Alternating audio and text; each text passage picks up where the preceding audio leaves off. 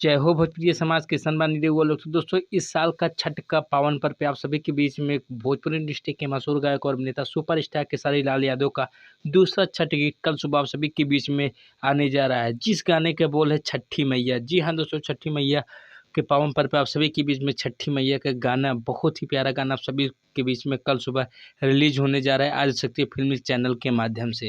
दोस्तों, इस गाने में आवाज़ दिया है खेसारी लाल यादव ने, साथ में इस गाने को आवाज़ दिया है अनिता सिंह प्रियंका ने। तो दोस्तों, जितने भी खेसारी लाल के फैन हैं, आप सभी के लिए एक बहुत धमाकेदार न्यूज़ ये है, क्योंकि दोस्तों कल आप सभी के बीच में खेसारी लाल यादव का दूसरा छठी मैया का गीत आ रहा है। तो दोस्तों, जितने भी खेसारी लाल के फैन, आप सभी लोग इस गाने को, छठी मैया गाने को आदिशक्ति फिल्म पे सुन के बहुत सारा प्यार और आशीर्वाद दें।